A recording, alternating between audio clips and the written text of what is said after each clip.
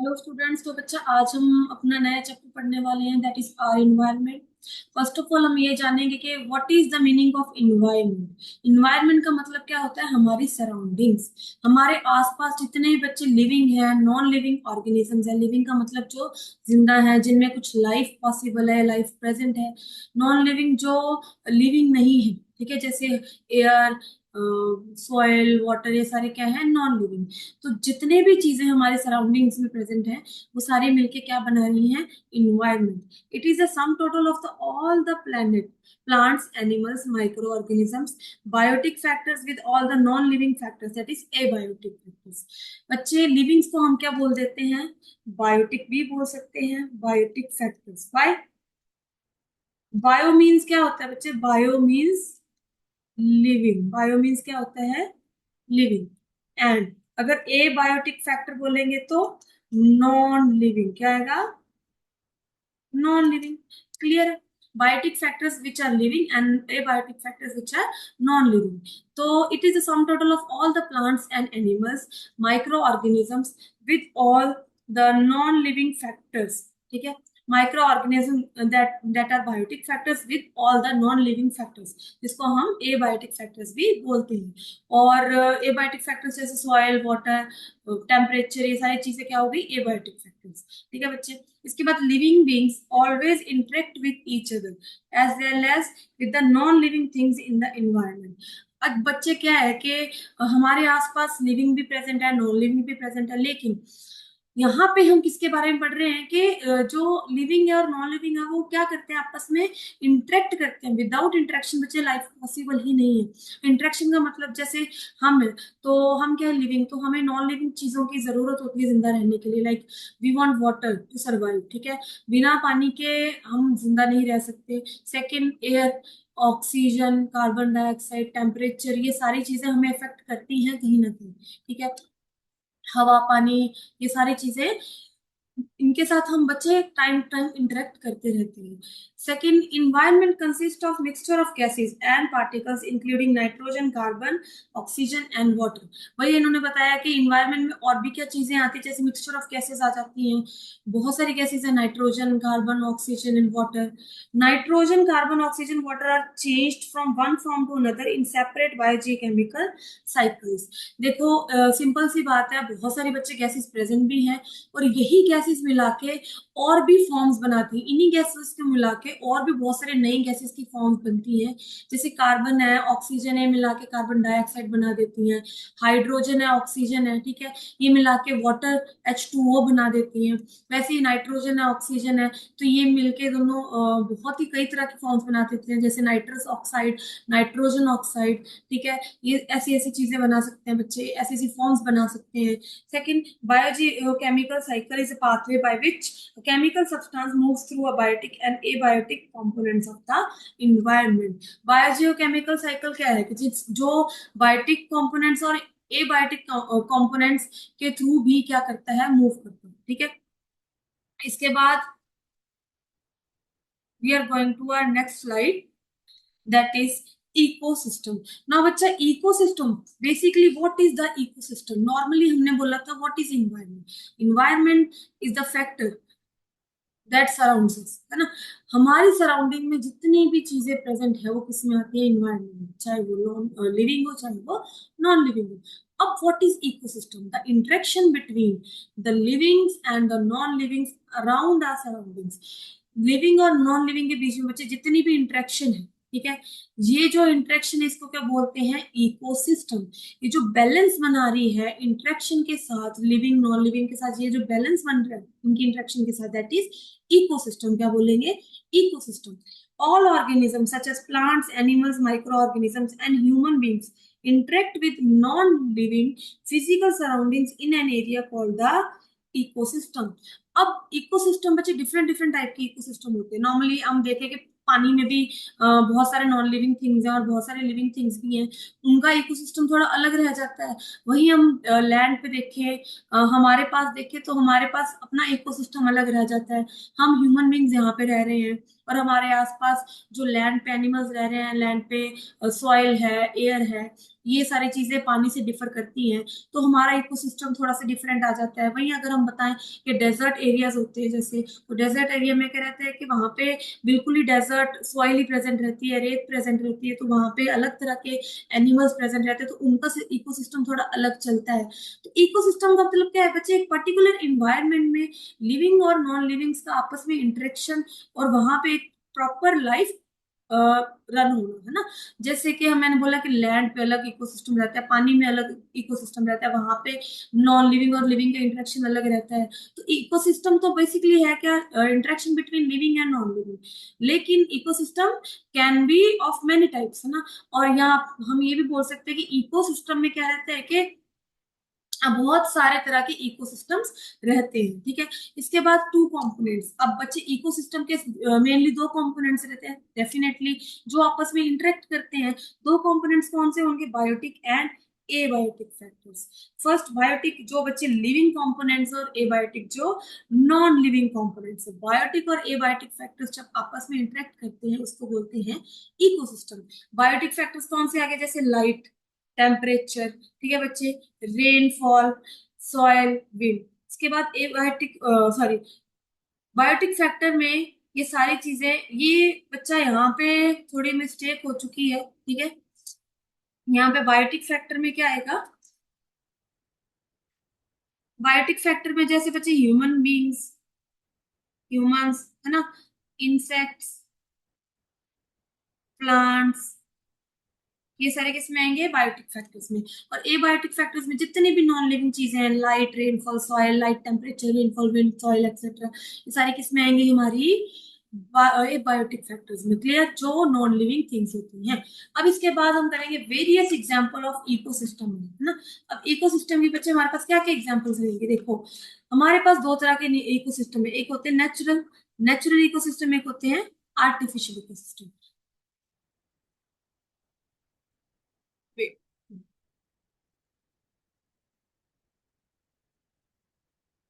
एक होते हैं नेचुरल इकोसिस्टम, एक होते हैं आर्टिफिशियल इकोसिस्टम। नेचुरल इकोसिस्टम में क्या रहता है बच्चे, नेचुरल इकोसिस्टम में क्या है, form due to result of interactions between organisms and the environment.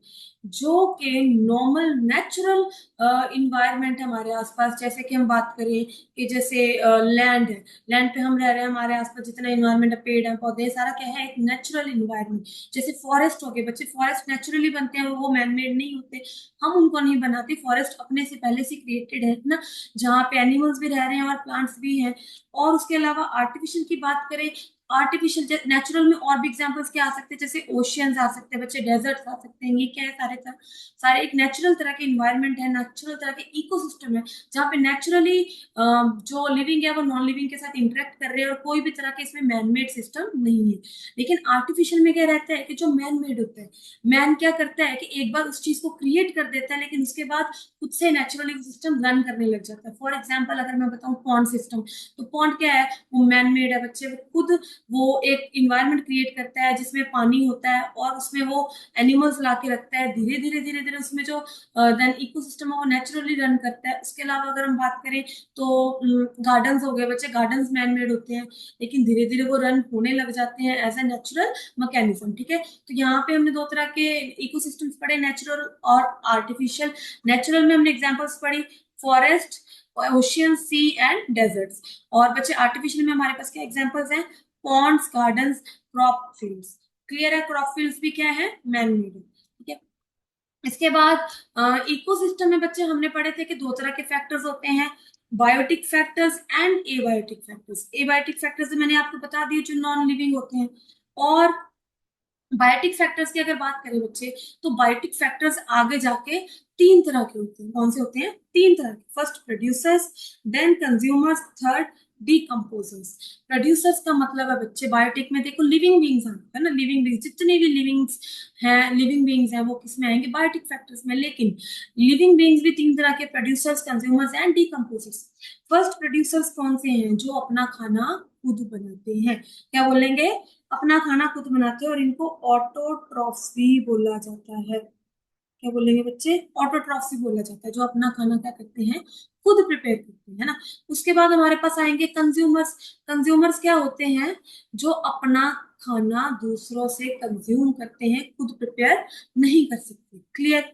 Biotic factors में तीन तरह के हमारे पास फैक्टर्स आ रहे हैं, first producers, then consumers, then decomposers.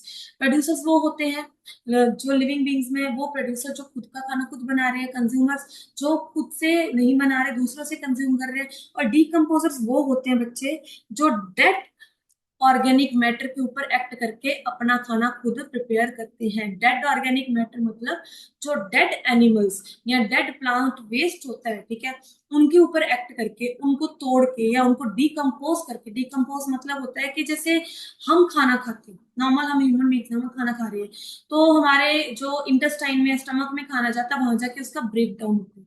Break down होने के बाद वो खाना न्यूट्रिएंट्स में डिवाइड होता है, देन वो न्यूट्रिएंट्स को हमारी बॉडी क्या कर लेती है, एब्जॉर्ब कर लेती है। क्लियर है।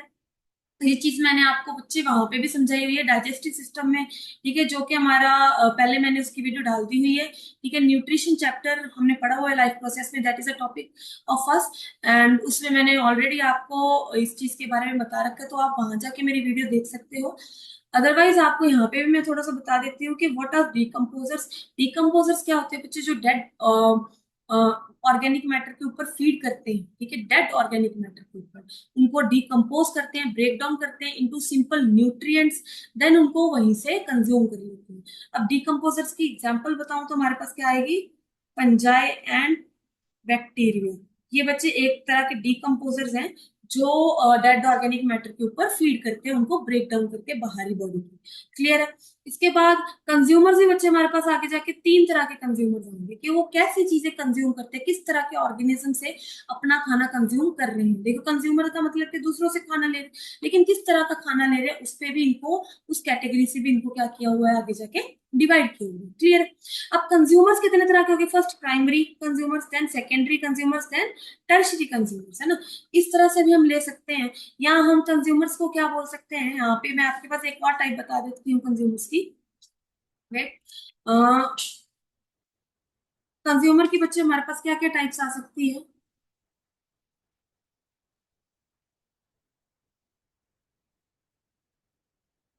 कंज्यूमर तीन तरह के हो सकते हैं, first herbivores,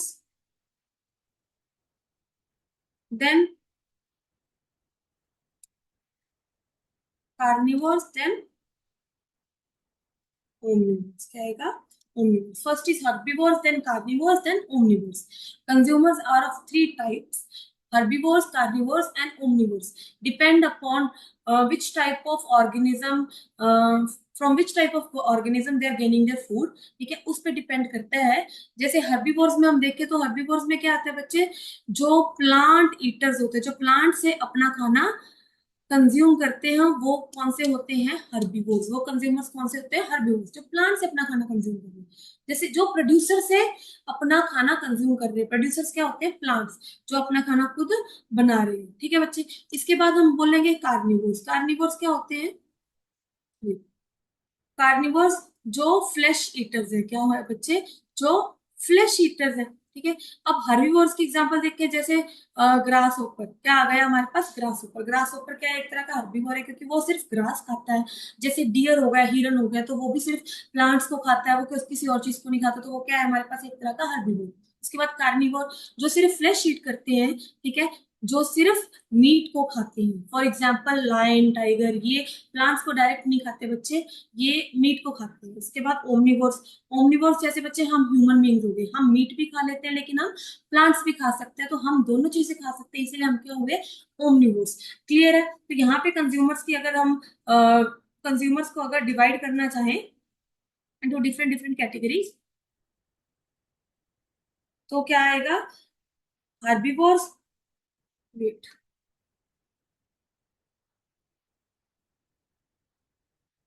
herbivores, carnivores and omnivores.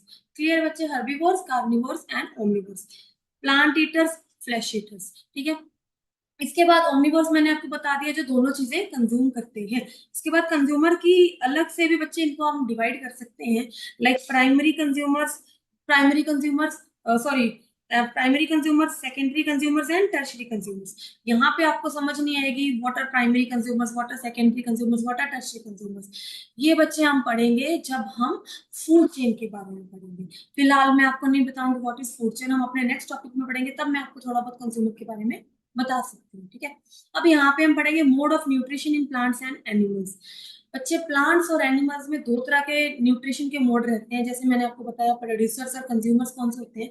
Producers होते हैं जो अपना खाना खुद बनाते हैं, कंज्यूमर्स जो अपना खाना दूसरों से कंज्यूम करते हैं, डिकम्पोजर्स जो डेड डेड ऑर्गेनिक मैटर के ऊपर फीड करके अपना खाना कंज्यूम कर रहे हैं। क्लियर। इसके बाद ऑटोट्रॉफिक एंड हेटरोट्रॉफिक दो तरह की न्यूट्रिशन के मोड हैं, ठीक है। ऑटोट्रॉफिक में क्या है बच्चे, जो अपना खाना खुद बनाते हैं। ऑटोट्रॉफिक मोड ऑफ न्यूट्रिशन में क्या होता है, वो अपना खाना खुद बना रहे हैं। और हेटरोट्रॉफिक मोड ऑफ न्यूट्रिशन में क्या आएगा, जो अपना खाना दूसरों से रिसीव कर रहे हैं। अब ऑटोट्रॉफिक मोड ऑफ न्यूट्रिशन कौन कौन परफॉर्म करता है, प्लांट्स एंड कुछ टाइप ऑफ बैक्टीरिया। बच्चे कुछ बैक्टीरिया क्या होते हैं, केमिकल्स की हेल्प से अपना खाना खुद बना रहे हैं, उनको हम क्या बोल सकते हैं, कीमो ऑटोट्रॉफ्स। क्या बोलेंगे, कीमो ऑटोट्रॉफ्स। लेकिन प्लांट्स अपना खाना सनलाइट की हेल्प से बनाते हैं तो क्या बोलेंगे, फोटो ऑटोट्रॉफ्स। लेकिन है क्या, वो दोनों ऑटोट्रॉफ्स ही हैं जो अपना खाना खुद प्रिपेयर कर रही है। इसके बाद हेटरोट्रॉफिक न्यूट्रिशन आ गई। हेटरोट्रॉफिक न्यूट्रिशन कौन सी होती है, drive their food from other organisms, जैसे कि एनिमल्स, फंजाई एंड बैक्टीरिया, जो अपना खाना दूसरों से कंज्यूम कर रहे हैं। हेटरोट्रॉफिक न्यूट्रिशन में बच्चे यहाँ पे जैसे मैंने आपको बताया कि बायोटिक तीन तरह के हैं, प्रोड्यूसर्स, कंज्यूमर्स एंड डिकम्पोजर्स। यहाँ पे हम बोल सकते हैं कि producers autotrophic mode of nutrition perform कर रहे हैं, एंड कंज्यूमर्स एंड डिकम्पोजर्स क्या कर रहे हैं, हमारे पास consumers and decomposers are performing heterotrophic mode of nutrition, heterotrophic mode of nutrition perform करने के लिए, ठीक है। इसके बाद हमारे पास है another type of सेप्रो, another types, और भी दो तीन टाइप्स है बच्चे हमारे पास, जैसे सेप्रोफाइट्स, या हम इनको डिकम्पोजर्स भी बोल सकते हैं। डिकम्पोजर्स कौन से टाइप की न्यूट्रिशन परफॉर्म करते हैं, देखो हेटरोट्रॉफिक का मतलब होता है कि दूसरों से कंज्यूम करना, है ना। वहीं पे डिकम्पोजर्स उसके अंदर हम बोल सकते हैं, लेकिन मोस्टली क्या रहता है कि डिकम्पोजर्स की जो टाइप ऑफ न्यूट्रिशन है उसको थोड़ा अलग नाम दिया गया है, that is saprophytic type of nutrition. या जो ऑर्गेनिज्म उस न्यूट्रिशन को परफॉर्म कर रहे हैं उनको क्या बोलते हैं हम, सेप्रोफाइट्स। क्या बोलेंगे, saprophytes. They feed on dead and decaying matter and absorb their nutrients. Decomposers break down organic matter or waste material, release nutrients into the soil. ये क्या करते हैं बच्चे, डेड एंड डिकेइंग मैटर के ऊपर फीड करते हैं, उनको ब्रेक डाउन करते हैं, देन उनका न्यूट्रिएंट्स क्या करते हैं, एब्जॉर्ब करते हैं, और कुछ न्यूट्रिएंट्स को किस तरफ भेज देते हैं, सॉइल में रिलीज कर देते हैं after breaking them down. Clear है। इसके बाद और इसकी एग्जांपल्स क्या है बच्चे, बैक्टीरिया हो गए, वर्म्स हो गए, जैसे अर्थ वर्म होती है, वो भी क्या करती है, डेड एंड डिकेइंग मैटर पे फीड करके जो न्यूट्रिएंट्स है वो सॉइल में रिलीज कर देती है। स्लग, स्नेल्स, ठीक है बच्चे, इनका थोड़ा सा वो वे होता है डिकम्पोजिशन का। इसके बाद they break down complex organic matter into simple substances that are taken by the plants for various metabolic activities। Simple सी बात है, डिकम्पोजर्स का काम क्या रहता है कि वो बाहर ही क्या करते हैं, उन डेड एंड डिकेइंग मैटर को ब्रेक डाउन कर देंगे। ब्रेक डाउन करने के बाद जो न्यूट्रिएंट्स बच्चे, न्यूट्रिएंट्स में उनका ब्रेक डाउन होगा, कुछ न्यूट्रिएंट्स को वो एब्जॉर्ब कर लेंगे, कुछ को किसमें भेज देंगे, प्लांट्स, सॉइल में भेज देंगे, जहां से प्लांट्स उनको यूज करते हैं न्यूट्रिएंट्स को फॉर देयर एक्टिविटीज। क्लियर है। नेक्स्ट हमने दो तीन डिविजन और रखी हैं कंज्यूमर्स की, ताकि आपको थोड़ी सी और क्लियरेंस हो जाए। जैसे कि हर्बीवोर्स मैंने आपको बताया था, ठीक है, plant eaters, goat and deer जैसे हो गए, carnivores, flesh eaters, tiger, crocodile, omnivores, जो कि बच्चे flesh and plant eater both होते हैं, जैसे ह्यूमन बींग्स हो गए। पैरासाइट्स, पैरासाइट्स कौन से होते हैं बच्चे, जो कि लिविंग बॉडी के ऊपर, देखो, जो दूसरे ऑर्गेनिज्म से अपना खाना ले रहे हैं लेकिन उनको मारते नहीं है। फॉर एग्जाम्पल जैसे जुएं पड़ जाती है हमारे सेट पे, लाइसिस होती है, ठीक है, लीच होती है, वो हमारा ब्लड सक करती है, मॉस्किटोस होते हैं, ब्लड सक करते हैं। तो बच्चे दूसरे ऑर्गेनिज्म से अपना खाना ले रहे हैं लेकिन विदाउट किलिंग, उनको मारते नहीं है, थोड़ा बहुत ठीक है नुकसान पहुंचाते रहते हैं, लेकिन that type of nutrition is known as parasitic type of nutrition. Clear है। अगर हम प्लांट्स में देखें तो कस्क्यूटा प्लांट एक प्लांट होता है जो दूसरे प्लांट के ऊपर चढ़कर उससे न्यूट्रिशन गेन कर रहा होता है, लेकिन उसको किल नहीं करता और ना ही अपना न्यूट्रिशन खुद प्रिपेयर करता है। क्लियर। इसके बाद हमारे पास सेप्रोफिटिक टाइप ऑफ न्यूट्रिशन है, जो मैंने आपको बता दिया कि जो डिकम्पोजिशन के थ्रू अपना खाना लेते हैं from dead and decaying matter, जैसे example fungi and bacteria. Clear है, जैसे अर्थवॉर्म भी हो गई, ठीक है। इसके बाद हमारे पास बच्चे नेक्स्ट टॉपिक है, दैट इज हमारी फूड चेन। क्या आएगा? Food chain. अब फूड चेन है क्या? Food chain is a series of organisms, है ना, series of organisms in which one organism eats another organism for food. Wait,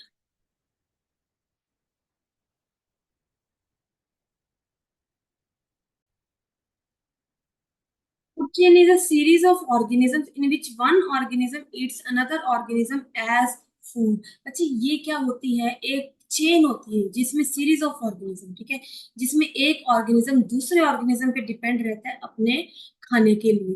for example, सबसे पहले फूड चेन में कौन आना चाहिए? जो खाने को क्या कर रहा है?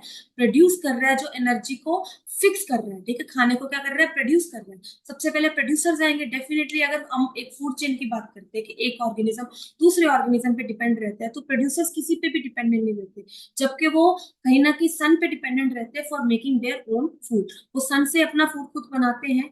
उनके ऊपर बच्चे बाकी के ऑर्गेनिज्म डिपेंड रहते हैं, और बाकी के ऑर्गेनिज्म के ऊपर दूसरे बाकी ऑर्गेनिज्म जो है वो डिपेंडेंट रहते हैं फूड के लिए।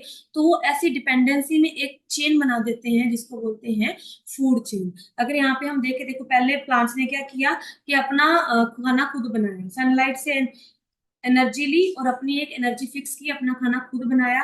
देन उनको क्या बोला जाता है? प्रोड्यूसर्स। उसके बाद उनको खाने वाले कौन से थे? Grass hopper. For example, plants को कौन खाता है? Grass hopper. तो ग्रास होपर हमारा सेकंड फूड चेन पे, सेकंड लेवल पे आ गया। फर्स्ट लेवल पे कौन थे? हमारे प्रोड्यूसर। सेकंड लेवल पे कौन रहेगा? Grass hopper. थर्ड लेवल पे बच्चे ग्रास होपर को भी आगे से कौन खा रहा है? बर्ड्स खा रहे हैं, ठीक है। बर्ड्स को आगे और कौन खा रहा है? स्नेक कंज्यूम करेगा बच्चे। स्नेक को आगे कौन कंज्यूम करता है? हॉक कंज्यूम करता है, पीकॉक कंज्यूम कर सकता है।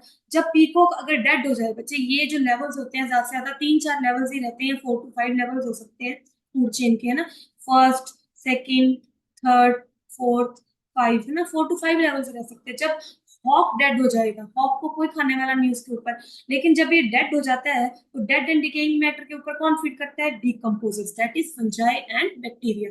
तो डीकम्पोजर्स जब फिर से डेड एंड डिकेइंग मैटर के ऊपर एक्ट करेंगे, तो वो न्यूट्रिएंट्स को ब्रेक डाउन करेंगे। न्यूट्रिएंट्स किस में जाएंगे? सॉइल में, और सॉइल से फिर से प्लांट क्या कर लेंगे? उनको यूज कर लेंगे। देन अगेन ये चेन चलेगी। तो ऐसे बच्चे फूड चेन चलती रहती है, चलती रहती है। और सीरीज ऑफ ऑर्गेनिज्म है क्या? Series of organism in which one organism eats another organism as food, that is food chain. जो जिसमें एक ऑर्गेनिज्म दूसरे ऑर्गेनिज्म को फूड की तरह खाता है, that is food chain. Example, grass को डियर खाता है, डियर को देन लाइन खा लिया, this is also food chain. Grass को ग्रास ऊपर खा रहा है, देन फ्रॉग खा रहा है, देन स्नेक खा रहा है, हॉक खा रहा है, this is also a food chain. अब बच्चे, नॉर्मली मैंने आपको एक एग्जांपल्स टाइप्स बताई थी कंज्यूमर की, तक ओमनिवोर्स, कार्निवोर्स और ना हर्बीवोर्स। लेकिन मैंने आपको ये भी बताया था primary consumer, secondary consumer, tertiary consumer. तो यहाँ पे बच्चे टाइप्स और क्या आ जाती है? देखो सिंपल सी बात है कि ग्रास, है ना, ग्रास को कौन खा, ग्रास क्या है? प्रोड्यूसर, एक तरह की क्या है? प्रोड्यूसर, जो कि फर्स्ट लेवल पे आएगी हमारी फूड चेन पे, है ना, प्रोड्यूसर है। उसके बाद जो उसको खा रहा है, दैट इज ग्रास ऊपर। ग्रास ऊपर क्या है? एक तरह का सेकेंड प्राइमरी कंज्यूमर। कौन सा है? प्राइमरी कंज्यूमर, क्योंकि ये पहला ऑर्गेनिज्म है जो कंज्यूमर है। पहले तो प्रोड्यूसर था, अब प्रोड्यूसर को खाने वाला कौन सा होगा? कंज्यूमर। लेकिन ये दूसरे लेवल पे है, तो कौन सा कंज्यूमर होगा? प्राइमरी कंज्यूमर, क्योंकि ये फर्स्ट कंज्यूमर है, प्राइमरी कंज्यूमर। और ये ग्रास को खा रहा है, तो कौन सा हो गया? हर्बीवर। कौन सा हो गया? हर्बीवर। उसके बाद ग्रास ऊपर को फ्रॉग खा रहा है, तो फ्रॉग तो फ्लैश ईट कर रहा है, लेकिन ये सेकंड नंबर का कंज्यूमर है, तो सेकेंडरी कंज्यूमर है, लेकिन फ्लैश ईट कर रहा है, तो कौन सा होगा?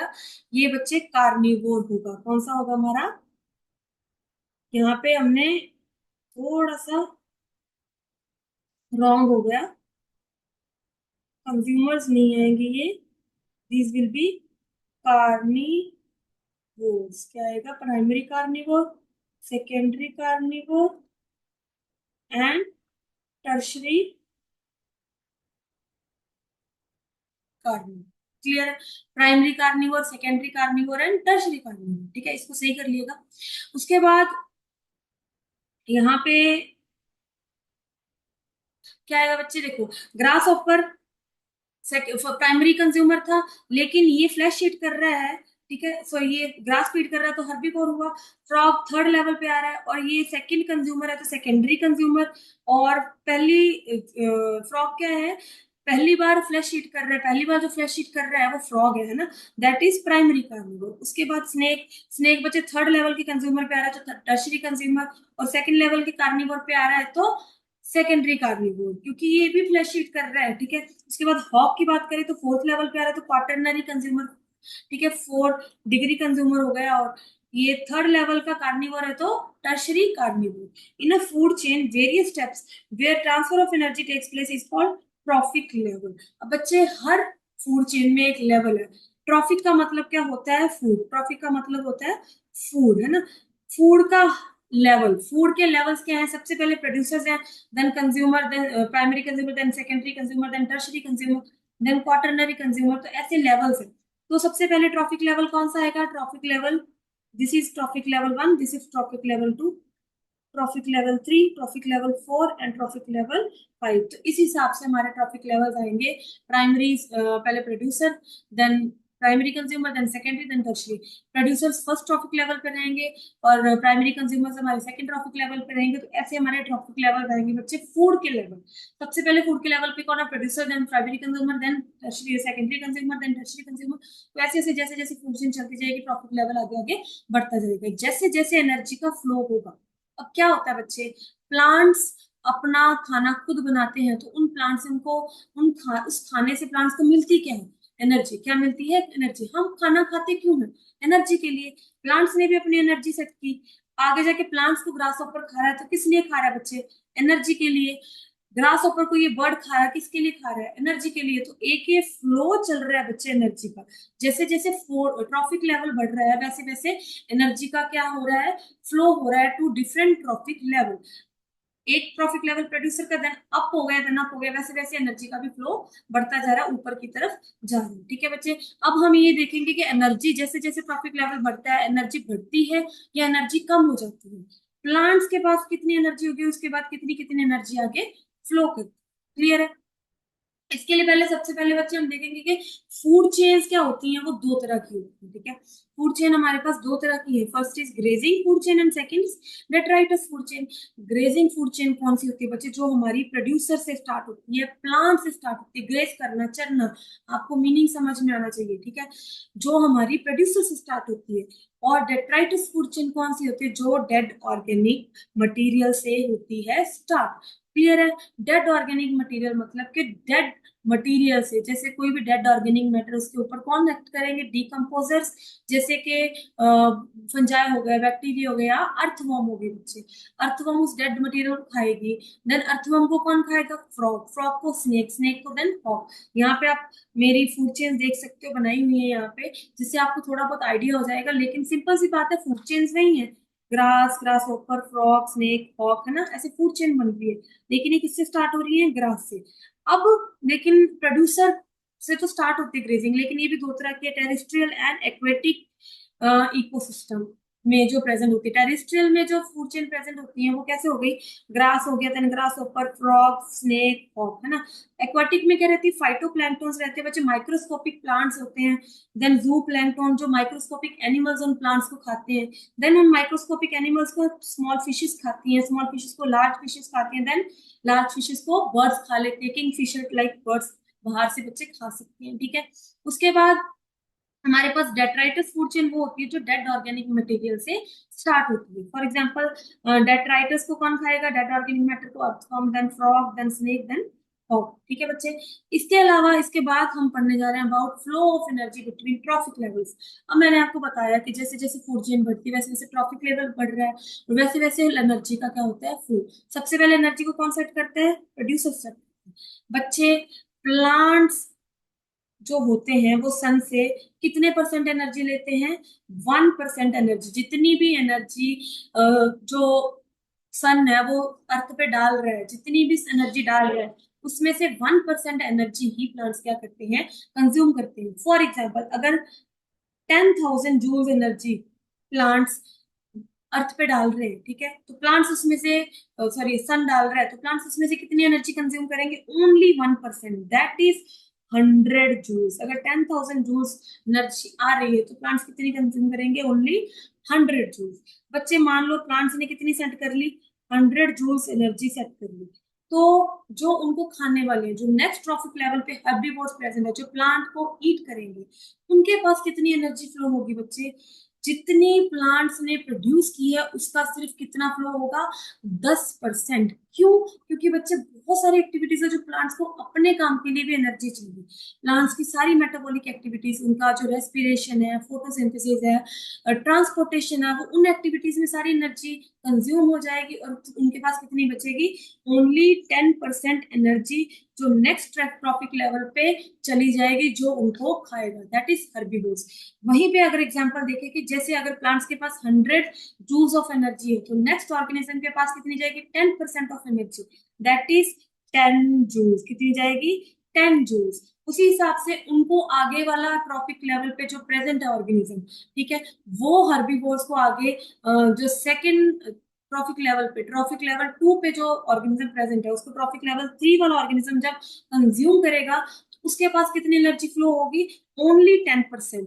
10% एनर्जी है बच्चों जो ईच ट्रॉफिक लेवल पे फ्लो करती है पहले वाले से, है ना। पहले वाले की एनर्जी की सिर्फ 10% एनर्जी ही नेक्स्ट ट्रॉफिक लेवल पे फ्लो करती है। अगर यहाँ पे हम देखें कि सेकेंड ट्रॉफिक लेवल पे 10 जूल्स थी, तो नेक्स्ट ट्रॉफिक लेवल पे कितनी जाएगी? Only 10%, that is 1 joule. उसके नेक्स्ट ट्रॉफिक लेवल पे कितनी जाएगी बच्चे? 0.1 जूल एनर्जी ही है जो ट्रेवल करेगी। तो इस हिसाब से एनर्जी का फ्लो होता है। सिर्फ 10% एनर्जी ही है जो पहले वाले ट्रॉफिक लेवल से नेक्स्ट ट्रॉफिक लेवल में फ्लो करती है, ठीक है। इसके बाद इसके बाद बच्चे फ्लो ऑफ एनर्जी देखो। फ्लो ऑफ एनर्जी हमेशा क्या होता है? यूनिडायरेक्शनल, एक ही डायरेक्शन में होता है, from producers to next trophic levels, ठीक है। एक ही डायरेक्शन में रहेगा। Green plants capture 1% of the sunlight and convert it into food energy. मैंने आपको क्या बताया कि सनलाइट से कितनी परसेंट एनर्जी कंज्यूम करते हैं? Only 1% of energy. इसके बाद बच्चे हम पढ़ेंगे 10% लो। सिंपल 10% लो, मैंने आपको बता दिया कि सिर्फ 10% एनर्जी ही है जो पहले वाले ट्रॉफिक लेवल से नेक्स्ट ट्रॉफिक लेवल में जो होगी वो फ्लो करेगी। क्लियर है? 10% लॉ में क्या है? Only 10% energy is transferred to the next trophic level, the remaining used by life processes by the present trophic level. बाकी रिमेनिंग 90% जो प्रेजेंट ट्रॉफिक लेवल प्रेजेंट होता है बच्चे, जिससे नेक्स्ट में जारी होती है, वो अपनी अपनी एक्टिविटीज के लिए, अपनी मेटाबॉलिक एक्टिविटीज के लिए यूज कर लेता है। उसने भी चलना है, काम करना है, सारी चीजें करनी है, तो वो सारी 90% एनर्जी को क्या कर लेते हैं? कंज्यूम कर लेते हैं। और नेक्स्ट में कितनी जाती है? Only 10% energy. Clear? Due to this gradual increase in energy, food chain contains 3 to 4 trophic levels. इसीलिए जैसे जैसे एनर्जी जाती है ऊपर की तरफ, ट्रॉफिक लेवल में फ्लो करती है, वैसे वैसे एनर्जी कम होती जाती है। उसी की वजह से ये जो ट्रॉफिक लेवल्स हैं बच्चे, ये सिर्फ 3 to 4 लेवल तक रहते हैं। जैसे कि producers, consumers, secondary consumers and tertiary consumers. जैसे जैसे एनर्जी ऊपर जाती है, ठीक है, वैसे वैसे वो कम होती जाती है। उसी की वजह से 3 to 4 लेवल्स पे रहती है। जैसे 1000 joules, then 100 joules, then 10 joules and 1 joule. Producers gain or consume only 1% energy that comes from sun. सन से सिर्फ 1% एनर्जी ही जो प्रोड्यूसर्स है वो गेन करते हैं, ठीक है। इसके बाद बच्चे हम पढ़ेंगे about biological magnification. Basically what is biological magnification? The concentration of harmful chemicals increases with every next trophic level in food chain, that is called biological magnification। बच्चे हमने पढ़ा कि एनर्जी फ्लो करती है एक फूड चेन में। Energy जैसे जैसे फ्लो करेगी वैसे वैसे हर ट्रॉफिक लेवल के साथ एनर्जी क्या होती जाती है? कम होती जाती है। क्लियर है? लेकिन अगर हम biological magnification, what is biological magnification? It is a concentration of harmful chemicals, concentration of harmful chemicals inside the body of an organism, ठीक है। एक ऑर्गेनिज्म की बॉडी में, जैसे प्लांट्स है, उस पर हम कितने सारे पेस्टिसाइड्स, हर्बिसाइड्स, सभी चीजें यूज करते हैं। तो उनको अगर next organism next trophic level पे खा रहे हैं, एक तो वो प्लांट्स कंज्यूम कर रहे हैं, सेकंड बच्चे वो भी तो बाकी चीजें, बाकी सारे केमिकल्स कंज्यूम कर रहे हैं, पानी से, एयर से। उसकी बॉडी में ऑलरेडी कितने केमिकल्स प्रेजेंट से, दूसरा उसने किससे ले लिए? प्रोड्यूसर से। फिर जो देखो, प्रोड्यूसर से सबसे पहले अगर वाटर की बात करें, कि वाटर में बहुत सारे केमिकल्स प्रेजेंट है ना, वाटर से प्रोड्यूसर में गए, और वाटर से ही जू प्लैंक्टन में भी गए, वाटर से ही स्मॉल फिशेस में गए, वाटर से ही लार्ज फिशेस में गए। तो मतलब के हर किसी में अलग तरह के केमिकल्स का कंसेंट्रेशन ऑलरेडी मौजूद था। लेकिन प्लांट्स को जब जू प्लैंक्टन ने खाया तो उनमें वो कंसेंट्रेशन डबल हो गया। जब स्मॉल फिश ने जू प्लैंक्टन को खाया तो जैसे जू प्लैंक्टन ने प्रोड्यूसर्स को खाया तो जू प्लैंक्टन में पहले कंसेंट्रेशन डबल हो गया। देन स्मॉल फिश ने जू प्लैंक्टन को खाया तो जू प्लैंक्टन में तो ऑलरेडी डबल था, तो स्मॉल फिश ने जब उसको खा लिया तो एक तो स्मॉल फिश की अपनी कंसेंट्रेशन थी, दूसरा जू प्लैंक्टन और प्रोड्यूसर्स की कंसेंट्रेशन होगी तो उसमें और ज्यादा कंसेंट्रेशन केमिकल्स की डबल हो गई। उसके बाद लार्ज लार्ज फिशेस बाकी सारे इन चीजों को खाएगी तो उसमें और ज्यादा कंसेंट्रेशन क्या हो जाएगी, केमिकल्स की बढ़ जाएगी। सिंपल सी बात है कि जो हार्मफुल केमिकल्स होते हैं तो जैसे जैसे ट्रॉपिक लेवल बढ़ता है वैसे वैसे हार्मफुल केमिकल्स का लेवल भी क्या होता है बॉडी में, इंक्रीज होता जाता है with every next trophic level in the food chain, that is called biological magnification. जैसे वाटर में 1000 थी, प्रोड्यूसर्स ने कंज्यूम किया तो 10,000, देन जू प्लैंक्टन में 1 लाख, स्मॉल फिशेज में 10 लाख, देन लार्ज फिशेज में 1 करोड़। तो ऐसे बच्चे क्या होगा, धीरे धीरे क्या होगा वो जो हार्मफुल केमिकल की कंसेंट्रेशन है वो बढ़ती जाएगी, that is biological magnification. Clear है? अब इसके बाद बच्चे we are going to read about our ecological pyramids. ठीक है, what are basically ecological pyramids? Pyramids क्या है, that ecological pyramids is the graphical representation to show biomass और प्रोडक्टिव बायोप्रोडक्टिविटी। सिंपल सी बात है, एक ग्राफिकल रिप्रेजेंटेशन है। ठीक है, पिरामिड इकोलॉजिकल पिरामिड्स क्या है, ग्राफिकल रिप्रेजेंटेशन है ये शो करने के लिए कि बायोमास कितने किस किस हिसाब से ट्रॉफिक लेवल के अकॉर्डिंगली बढ़ती जाती है या कम होती जाती है। ये नंबर जो है ऑर्गेनिज्म का हर ट्रॉफिक लेवल के अकॉर्डिंग बढ़ता है या कम होता है। या एनर्जी का अगर पिरामिड देखें तो एनर्जी हर ट्रॉफिक लेवल के साथ कम होती है या बढ़ती है, उस चीज को रिप्रेजेंट करने के लिए क्या बनाते हैं हम, इकोलॉजिकल पिरामिड्स। उनको क्या बोलते हैं, इकोलॉजिकल पिरामिड्स। अगर हम पिरामिड ऑफ एनर्जी की बात करें, अब अगर हम एनर्जी का पिरामिड बने तो सबसे पहले हम प्रोड्यूसर्स लेंगे, then consumers, then primary consumer, then secondary consumer. तो सबसे पहले प्रोड्यूसर का लेवल क्या रहता है, प्रोड्यूसर के पास सबसे ज्यादा एनर्जी रहती है। ठीक है, एनर्जी का पिरामिड देखें, उसके बाद प्राइमरी कंज्यूमर के पास थोड़ी कम एनर्जी होती है, देन सेकेंडरी कंज्यूमर के पास और भी कम एनर्जी एनर्जी होती है। तुम्हारा पिरामिड कैसे बनेगा, ऐसे पिरामिड बनेगा, बट बेटा दैट इज अपराइट पिरामिड। कैसे बनेगा, अपराइट पिरामिड, जिसमें एनर्जी धीरे धीरे धीरे धीरे क्या होती जाती है, कम होती जाती है। Indicates energy at different trophic levels. Pyramid of energy का इंडिकेट करता है, एनर्जी को इंडिकेट करेगा एट डिफरेंट ट्रॉपिक लेवल की एनर्जी कम होती जाती है। बायोमास में क्या है, indicate biomass of members of food chain present at different trophic levels. ये क्या इंडिकेट करेगा, बायोमास इंडिकेट करेगा मेंबर्स का जो डिफरेंट डिफरेंट लेवल पे प्रेजेंट है फूड चेन के। ठीक है, बायोमास का मतलब है कितनी तादाद में वो ऑर्गेनिजम्स प्रेजेंट है। ठीक है, कितनी उनकी आबादी है, कितनी आबादी है, नंबर्स भी वही आ जाएगा कितने नंबर में वो आबादी रह रही है, सेम बायोमास और नंबर का सेम लेवल जाएगा पिरामिड्स का। पिरामिड इनका भी क्या बनेगा बच्चे, अपराइट ही बनेगा अगर लैंड की बात की जाए। लेकिन अगर वाटर की बात की जाए, एक्वाटिक इकोसिस्टम की बात की जाए, तो वहां पे जो हमारा पिरामिड बनता है वो हमेशा इन्वर्टेड बनता है। प्रोड्यूसर सबसे कम रहते हैं बच्चे, उसके बाद प्राइमरी कंज्यूमर थोड़े ज्यादा रहते हैं, सेकेंडरी कंज्यूमर और भी ज्यादा रहते हैं। तो उनका पिरामिड क्या बनेगा, हमेशा इन्वर्टेड पिरामिड, उल्टा पिरामिड बनेगा। ठीक है, यहाँ पे अगर हम नंबर और बायोमास की बात करें लैंड की पिरामिड में, तो हमेशा प्रोड्यूसर्स का नंबर ज्यादा रहता है, देन प्राइमरी कंज्यूमर का थोड़ा कम, सेकेंडरी कंज्यूमर का थोड़ा और कम। तो यहाँ पे हमारे पास कौन सी पिरामिड बन रहे हैं, अपराइट पिरामिड, दैट इज सीधे पिरामिड्स, है ना। लेकिन pyramid of biomass and numbers can be inverted also in aquatic ecosystem. Pyramid of biomass is inverted. जैसे सबसे ज्यादा हमारे फाइटोप्लैंक्टन्स रहेंगे जो माइक्रोस्कोपिक प्लांट्स हैं, देन जू प्लैंक्टन्स, देन हमारे फिशेस रहेंगे जो जू प्लैंक्टन्स को ईट कर रही हैं या प्लांट्स को ईट कर रही हैं, देन लार्ज फिशेस रहेंगी। तो ऐसे ऐसे जो प्रोड्यूसर का नंबर कम रहता है, उसके बाद धीरे धीरे जैसे जैसे ट्रॉपिक लेवल बढ़ता है तो ऑर्गेनिज्म का लेवल नंबर भी वो बढ़ता जा रहा है। तो हमारा जो पिरामिड है वो इन्वर्टेड पिरामिड बनेगा, उल्टा पिरामिड बनेगा। ठीक है बच्चे, हमारा नेक्स्ट टॉपिक है फूड वेब, है ना। अब पहले हमने पढ़ा था फूड चेन, जिसमें सीरीज ऑफ ऑर्गेनिज्म एक दूसरे पे डिपेंडेंट रहते हैं फॉर देयर फूड। अब फूड वेब क्या है, फूड वेब है interconnection of food chain is known as food web. बहुत सारी फूड चेन्स जो आपस में इंटरकनेक्टेड रहती है उसको क्या बोलते हैं, food web. It shows how chains are interdependent. बहुत सारी बच्चे फूड चेन्स आपस में इंटरडिपेंडेंट रहती है। देखो देख, सिंपल सी बात है, अगर हम बात करें तो फूड चेन, नॉर्मल एक फूड चेन क्या वो एग्जिस्ट कर सकती है, सिंपल एक फूड चेन एग्जिस्ट करती है नहीं बच्चे। अगर आप देखो तो प्लांट्स को सिर्फ ग्रास ऑपर नहीं खा रहा, या ग्रास ऑपर को सिर्फ फ्रॉग नहीं खा रहा, या फ्रॉग का खाना सिर्फ ग्रास ऑपर नहीं है।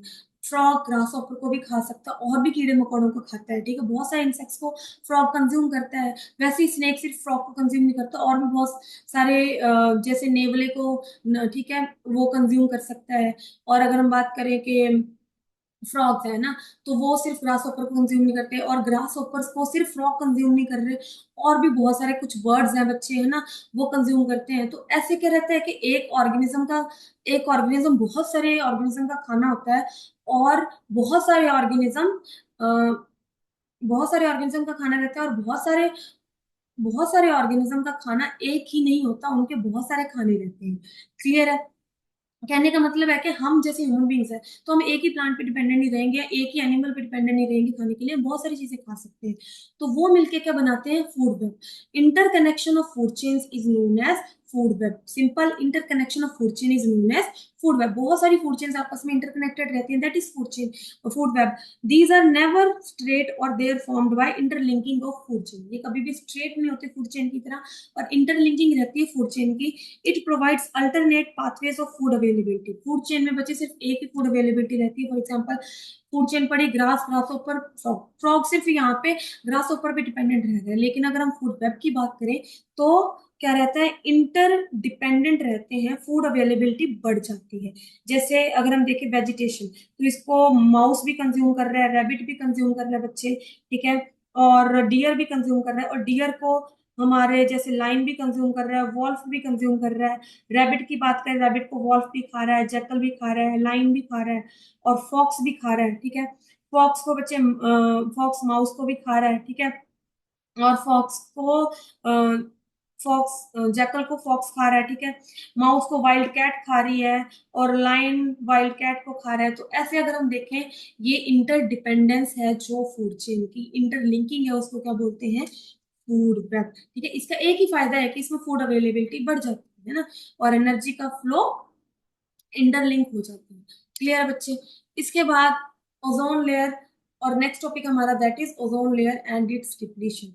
बच्चे, what is ozone layer and its depletion, है ना। पहली बात तो ओजोन लेयर है क्या? It is a poisonous gas. क्या है ये? पॉइजनस गैस है बच्चे। हमारा जो ये जो इन्वायरमेंट है, एटमोस्फेयर है, बहुत ज्यादा, देखो हमारे एटमोस्फेयर पे ऊपर आसमान आपको दिखता है, तो बहुत लेयर्स प्रेजेंट होती है, स्ट्रेटोस्फियर, है ना, और भी बहुत सारी लेयर्स होती हैं। तो अगर हम देखें, तो ये जो ओजोन लेयर है, ये हमारे स्ट्रेटोस्फियर लेयर में प्रेजेंट होती है।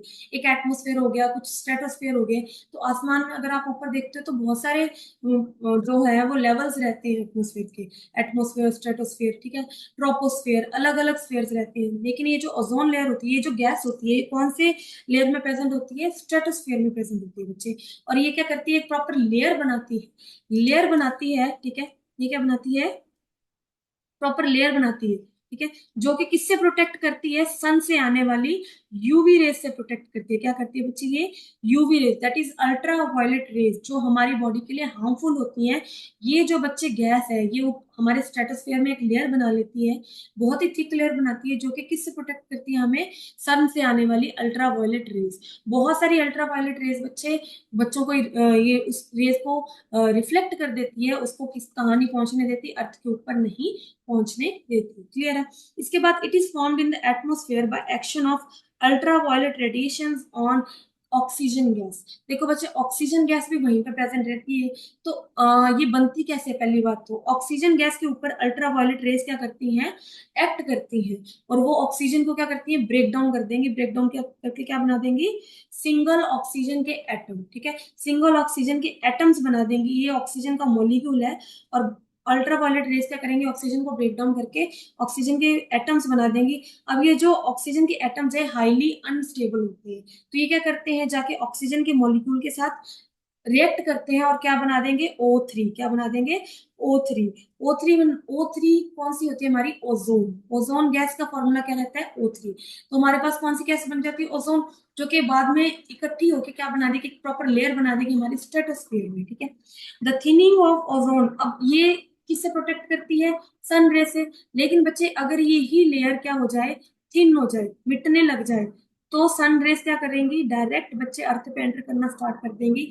अल्ट्रावायलेट रेस को फिल्टर नहीं कर पाएगी ओजोन लेयर, तो क्या कर सकती है? वो हमें हार्म कर सकती है। अब ओजोन लेयर क्या होने लग जाती है धीरे धीरे, जब थिन होने लग जाती है उसको क्या बोलते हैं, ओजोन लेयर डिप्लीशन। पतली होने लग जाती है उसको बोलते हैं ओजोन लेयर डिप्लीशन। और the major ozone depleting substance, जो ओजोन लेयर को डिप्लीट करने के लिए रिस्पॉन्सिबल रहते हैं बच्चे, वो कौन कौन सी गैसेज रहती हैं, chlorofluorocarbon, oxides of nitrogen, sulphur dioxide, methane, carbon dioxide and carbon monoxide. ये कुछ ऐसी गैसेस हैं जो ओजोन लेयर डिप्रेशन में रिस्पॉन्सिबल रहती हैं, जो कि ओजोन को कम करती हैं। जो बच्चे हमारे रेफ्रिजरेटर्स हो गए, एसीज हो गए, है ना, स्प्रेज हो गए, डीओज हो गए, इनमें से ये गैसेस एमिट होती हैं, ठीक है, जो कि हमारे लिए बहुत ज्यादा हार्मफुल है क्योंकि ये ओजोन लेयर को डिप्लीट करती हैं, ठीक है। और भी बहुत सारे जैसे एसिड रेन है, ठीक है, ग्लोबल वार्मिंग भी ये क्रिएट करती हैं गैसेस। इन गैसेस को जो रिलीज होते हैं वो कहाँ से होती हैं, एसी से, रेफ्रिजरेटर से, जिनका यूज आजकल हमने कम कर दिया हुआ है ड्यू टू सम मूवमेंट्स, ठीक है। उसके बाद इफेक्ट ऑफ ओजोन डिप्लीशन, अगर बच्चे ओजोन डिप्लीट होगी तो क्या इफेक्ट्स रहेंगे, सिंपल सी बात है, हमें इतना पता है कि यूवी रेडिएशंस हमारी अर्थ पे एंटर करेंगी, और यूवी रेडिएशंस क्या कॉज कर सकते हैं बच्चे, स्किन कैंसर कॉज कर सकती है, क्या कर सकती हैं, स्किन कैंसर कॉज कर सकते हैं, क्योंकि बच्चे ये जो यूवी रेडिएशंस है ये हमारी स्किन को पेनिट्रेट कर सकती हैं। हमारी स्किन को पेनिट्रेट करना मतलब कि स्किन के अंदर जाके, ठीक है, पेनिट्रेट करके हमारे सेल के न्यूक्लियस तक पहुंच सकती है। न्यूक्लियस में क्या प्रेजेंट रहता है, डीएनए, और डीएनए तक पहुंच के डीएनए को चेंज कर सकती हैं, चेंज करने का मतलब म्यूटेट कर सकती हैं। और अगर डीएनए में चेंज आएगा तो हमें बहुत सारी प्रॉब्लम्स हो सकती हैं, जैसे कि स्किन कैंसर। कॉर्निया एब्जॉर्ब, हमारा ये जो बच्चे आंखों में ब्लैक कलर का है, दिस इज कॉर्निया, है ना। कॉर्निया क्या एब्जॉर्ब कर सकते हैं, यूवी रेडिएशन को एब्जॉर्ब कर सकता है and produce blindness. Cornea UV radiation को एब्जॉर्ब कर सकता है और क्या कॉज कर सकता है, ब्लाइंडनेस प्रोड्यूस कर सकता है, दैट इज कैटरेक्ट, एक मोतियाबिंद डिजीज होता है बच्चे, जो कि यूवी रेडिएशन की वजह से हमें हो सकता है। Many land animals would become blind, बहुत सारे लैंड एनिमल्स है वो भी क्या हो जाते हैं, ब्लाइंड हो जाते हैं। और न्यूक्लिक एसिड को डैमेज करता है बच्चे ये, क्योंकि हमारे न्यूक्लियस में एंटर कर जाता है। न्यूक्लिक एसिड मतलब डीएनए को डैमेज करता है, will increase resulting in high number of mutations. High number of mutations मतलब बहुत ही ज्यादा चेंजेस लेके आ सकता है डीएनए में, जिससे कैंसर हो सकता है, प्लांट्स डैमेज हो सकते हैं, ठीक है, आगे वाली जनरेशन खराब हो सकती है। क्लियर है बच्चे। इसके बाद we are going to study about our last topic in this chapter, that is garbage management. And what is garbage बच्चे, हाउस होल्ड जो वेस्ट होता है, जितना भी प्लांट वेस्ट, पेपर है, सब्जियों का वेस्ट है, ठीक है, हमारे जो प्लांट वेस्ट है, जितना भी हमारे घर पे हाउस होल्ड वेस्ट रहता है, दैट इज चाहे सीवेज वेस्ट हो, तो वो क्या है हमारा गार्बेज, ठीक है। अब गार्बेज क्या है, द गार्बेज मैनेजमेंट में क्या आता है कि disposal of waste generated by us, ठीक है, जो वेस्ट हम जनरेट करते हैं उसका डिस्पोजल, ठीक है, जो वेस्ट जनरेट किया है हमने उसका disposal in such a manner, ऐसे मैनर में जो कि इन्वायरमेंट को हार्म ना करे, ऐसे मैनर में बच्चे उस गार्बेज को मैनेज करना जो कि इन्वायरमेंट को हार्म ना करे, दैट इज गार्बेज मैनेजमेंट, है ना। दो तरह का वेस्ट होता है, biodegradable waste and non biodegradable waste.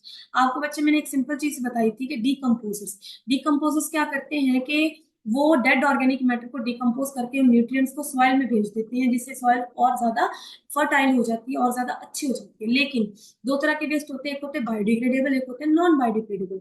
अब बच्चे बायोडिग्रेडेबल वेस्ट वो होते हैं जो कि डिकम्पोज हो सकते हैं, और नॉन बायोडिग्रेडेबल वो वेस्ट वो होते हैं जिनको डिकम्पोज नहीं किया जा सकता। अब अगर डिकम्पोज हो जाएंगे तो इट मीन्स वो हमारे जो इन्वायरमेंट को हार्म नहीं करेंगे, डेफिनेटली पोल्यूट नहीं करेंगे, और वो नॉर्मली हमारे सॉइल में मिक्स हो जाएंगे, जैसे कि वेजिटेबल, फ्रूट वेस्ट, पेपर, है ना। अगर हम बात करें नॉन बायोडिग्रेडेबल की, तो वो डिकम्पोज नहीं हो सकते, तो उनका कोई हल भी नहीं होता बच्चे, ठीक है। यहाँ पे हम क्या कर सकते हैं, उनको कम से कम यूज कर सकते हैं, क्योंकि वो डिकम्पोज ही नहीं हो रहे, तो वो क्या करेंगे, ऐसे ही पड़े रहेंगे और हमारी सॉइल को, हमारे इन्वायरमेंट को हार्म कर सकते हैं, जैसे कि plastic, polythene bags, DDT, mercury, DDT chemical है ना, मर्करी, तो ये क्या कर सकते हैं, हमारे इन्वायरमेंट को हार्म कर सकते हैं। उसके बाद इनका मेथड क्या रहता है कि वेस्ट डिस्पोजेबल के हमारे पास तीन चार तरह के मेथड रहते हैं, जैसे सबसे पहले बायोगैस प्लांट्स, ठीक है, जिसमें कंपोस्टिंग की जाती है, डिकम्पोजिशन हो जाती है। लैंड फिलिंग में भी लैंड में फिल कर दिया जाता है सारे वेस्ट को, है ना।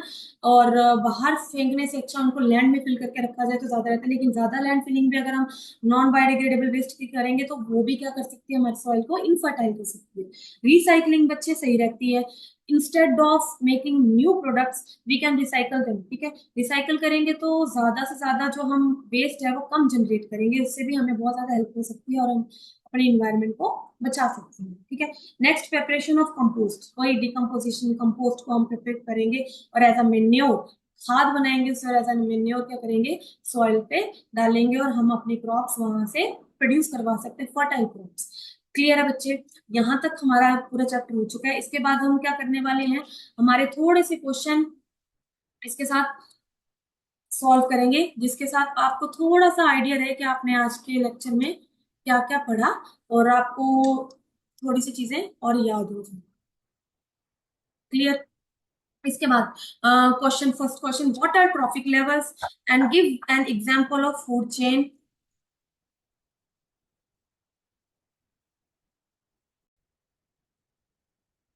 Give an example of food chain and state the different trophic levels in it. बच्चे फर्स्ट ऑफ ऑल क्या होते हैं ट्रॉफिक लेवल्स, है ना। Trophic levels the various steps in a food chain at which the various steps in a food chain at which the transfer of food takes place are called trophic levels. Various steps of food chain जिसमें transfer of food या energy take place करती है। ठीक है, for example जैसे producers and consumers, primary consumers and tertiary, secondary consumers and tertiary consumers and quaternary consumers, है ना। जैसे प्लांट्स हो गए प्रोड्यूसर्स एंड ग्रास ऊपर प्राइमरी कंज्यूमर, पहले कंज्यूमर, देन उसके बाद फ्रॉग सेकेंडरी कंज्यूमर, देन उसके बाद स्नेक टर्शरी कंज्यूमर। तो जैसे जैसे लेवल बढ़ते जाएंगे वैसे वैसे मेरा ट्रॉफिक लेवल भी बढ़ता जाता है। Example, a food chain operating in a grassland is glue, grass then insects then frog then birds. First trophic level, second trophic level, third trophic level, fourth trophic level. जैसे जैसे food के level जाते जा रहे हैं वैसे वैसे trophic level भी बढ़ते जाएंगे। इसके बाद what is the role of decomposers in the ecosystem. Decomposers का बच्चे इकोसिस्टम में क्या रोल होता है। Decomposers helps in decomposing the dead bodies of the plants and animals and hence act as cleansing agents of the environment। वो क्या करते हैं बच्चे, environment को क्लीन करते हैं, क्योंकि वो डेड जो बॉडीज हैं, डेड प्लांट्स एनिमल्स हैं, वो ऐसे ही नहीं पड़ी रहती, उनको डिकम्पोज करने का काम करते हैं, उनको तोड़ने का काम करते हैं, उनको सॉइल में मिक्स कर देते हैं। तो एज अ क्लींजिंग एजेंट हमारे इन्वायरमेंट के वो एक्ट करते हैं। क्लियर है। इसके बाद decomposers helps in decomposing, sorry, decomposers also help in putting back the various elements of which dead plants and animals are made back into the soil and air water for reuse by the producers like crop plants। Simple सी बात है, decomposers क्या करते हैं कि जिन चीजों से plants और एनिमल्स बने थे उन्हीं चीजों को वो ब्रेक डाउन करके वापस सॉइल में भेज देते हैं। ठीक है, वापस एयर में, वाटर में रीयूजिंग के लिए प्लांट्स जिसको दोबारा रीयूज करते हैं उन चीजों को वापस सॉइल में भेज देते हैं, जिनको दोबारा प्लांट्स यूज करते हैं, फिर प्लांट्स को आगे कंज्यूमर से खाते हैं, फिर वो एनर्जी का फ्लो चलता है। They help in recycling of nutrients, recycling of nutrients को रिसाइकल में ये हेल्प करते हैं। ठीक है, दे decompose dead remains thereby providing space for new life to settle in the biosphere। ये क्या करते हैं, डिकम्पोज करते हैं डेड रिमेन्स को और प्रोवाइड करते हैं स्पेस फॉर न्यू लाइफ, ना, नई लाइफ के लिए स्पेस प्रोवाइड करते हैं, क्योंकि पुरानी जो चीजें हैं उनको खत्म कर देते हैं, जो जहां जहां उन्होंने स्पेस ऑक्यूपाई की होती है। वाई आर सब, नेक्स्ट क्वेश्चन है हमारे पास, why are some substances biodegradable and some non biodegradable। Simple सी बात है, कुछ बायोडिग्रेडेबल क्यों है और कुछ नॉन बायोडिग्रेडेबल क्यों है। The microorganisms like bacteria and other decomposer organisms called saprophytes present in an environment are specific in their action। ठीक है, they break down the materials or products made from natural materials say paper but do not break down man made materials such as plastics। अच्छा, ये जो decomposer है ये decompose कर सकते हैं, लेकिन किनको, जो नेचुरल मटेरियल्स है, लेकिन जो मैन मेड मटेरियल जैसे प्लास्टिक हो गया, ठीक है, डीडीटी है, इन चीजों को ये ब्रेक डाउन नहीं कर सकते। So it is due to the property of the decomposers organism of being specific in their action that some waste materials are biodegradable and whereas other are non biodegradable। Biodegradable decompose हो सकते हैं, non biodegradable decompose नहीं हो सकते, है ना।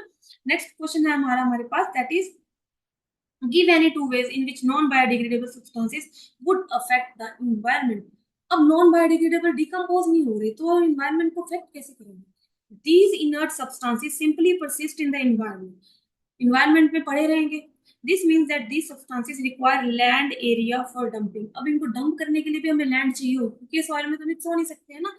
Excess of fertilizers, pesticides and other chemicals changes soil chemistry and also aquatic life। Most of these chemicals and heavy metals are easily absorbed by the end organism this causes biological magnification. Simple सी बात है, इनमें क्या present रहते हैं? Chemicals जो soil में चले जाते हैं, वाटर में चले जाते हैं, और उन्हीं केमिकल्स को कौन कंज्यूम करता है? उनमें रहने वाले ऑर्गेनिजम्स। और उसी की वजह से बच्चे क्या कॉज होता है? Biological magnification. बायोलॉजिकल मैग्निफिकेशन क्या थी? The concentration of harmful chemicals increases by the different trophic levels, by the upcoming trophic levels। ठीक है, तो उसको क्या बोल रहे थे हम? Biological magnification.